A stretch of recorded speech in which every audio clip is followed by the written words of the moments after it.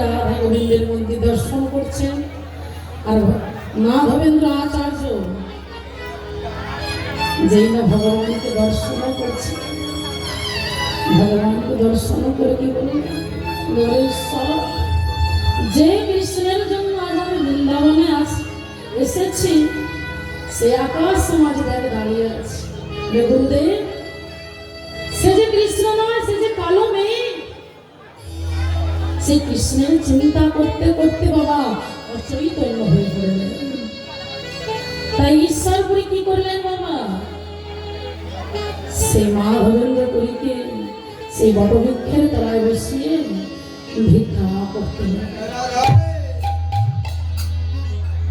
আর এমন সময় এক ছোট্ট একটি সন্তান, সেই বৃন্দাবনের ছোট্ট একটি ছেলে, সেই ছোট্ট ছেলে দুধের ভাণ্ড নিয়ে মাধবের কাছে এসেছে। ভগবান যে আমার কি বেশে আসবে বাবা, কিন্তু মায়ের আমরা কি জানি না, আমরা কেউ জানি না। ভগবান আমার কখন যে কি বেশে আসবে আমরা কেউ জানি না। তাই ভগবান আমার সেই গোপালের বেশ ধরে সেই ভক্তের জন্য দুধের ভাণ্ড এনেছে।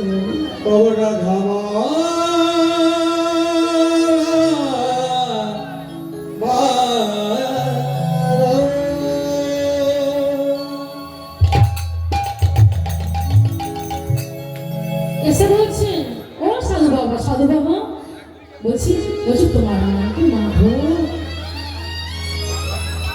এই ছেলে, আমার নাম যে মাধব, তোকে কে বললো? ওই যে বৃন্দাবনের পথে ভিক্ষা করছে তোমার শিষ্য ঈশ্বর। সাধু বাবা, আজ আমি তোমার জন্য কি এনেছি জানো? মাধব তোমার লাগে, তোমার লাগে দুগ্ধ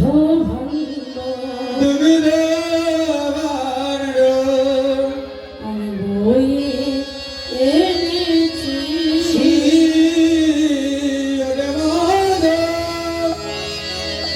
তোমার লাগে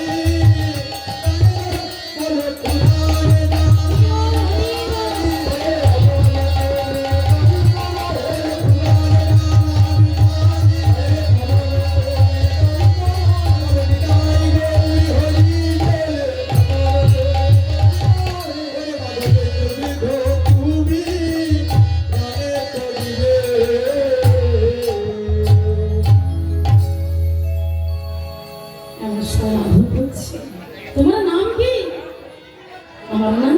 আমার নাম গোপাল।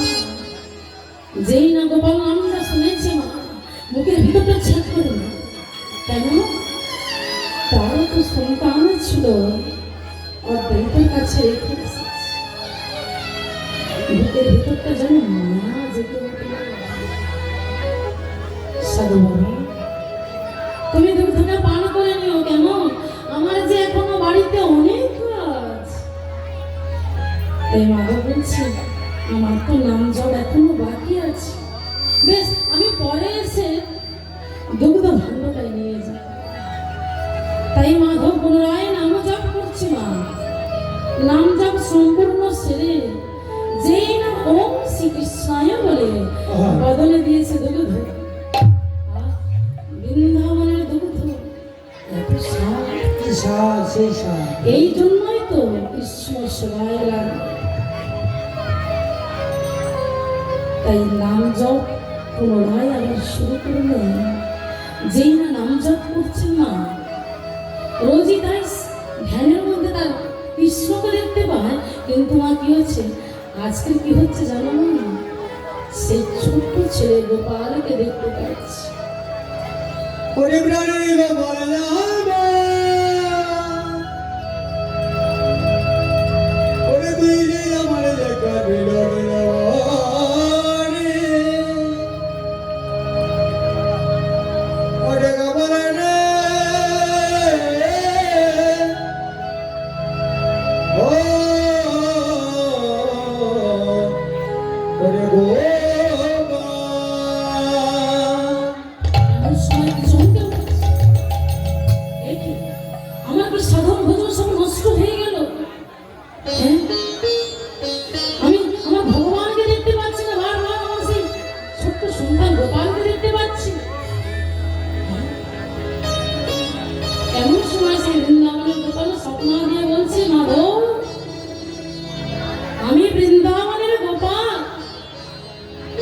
৪,৫০০ বছর ধরে ভক্তরা আমায় পূজা করছে। কিন্তু যখন জগন্নের আক্রমণ হয় তখন ভক্তরা আমায় বাঁচানোর জন্য গিরি গোবর্ধন পর্বতের পাদদেশে আমায় লুকিয়ে রেখেছে। তুমি আমায় সেই মাটির তলা থেকে আমায় বার করো মাধব।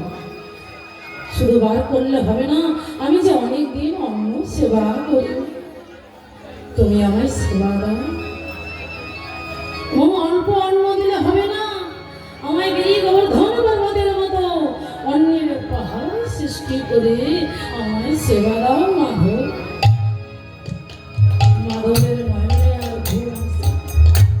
বৃন্দাবনের চারিপাশে ঘুরছে বাবা, যে কোথায় আমি গোপালকে পাবো। হে গোপাল, কি পাগলে তুমি বলো, তোমারই তো আমি পাচ্ছি। এমন সময় এক ভগবান তার মাঠ থেকে আপনি আপনি দুগ্ধ মাটিতে পড়ছে বাবা, আর সেই স্থানটা ভিজে যাচ্ছে বাবা। মাধব কি করলেন, সেই ব্রজবাসীদের চেষ্টায় সেই স্থানটা মাটি করতে লাগলেন। সেই মাটি খুঁড়তে খুঁড়তে সেই মাটির ভিতর থেকে গোপাল বাহির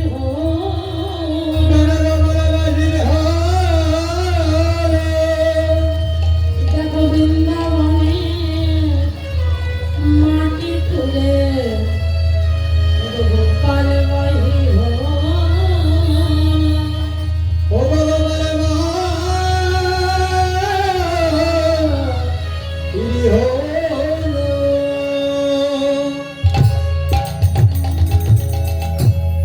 সেই বৃন্দাবনের মাটি খুলে মা গোপালকে পেলেন, আর মাধব সেই গোপালের পূজা করতে লাগলেন। এবার কি করেছে মা, গিরি গোবর্ধন পর্বতের মধ্যে সেবা দিতে বলেছেন। তাই বৃন্দাবনের দ্বারে দ্বারে ভিক্ষা করেছে। কেমন ভাবে ভিক্ষা করছে জানো, আমায় ভিক্ষা দাও, ভিক্ষা দাও, ও বৃন্দাবনবাসী, আমি গোপালের সেবা অভিলাষী। ভিক্ষা দাও,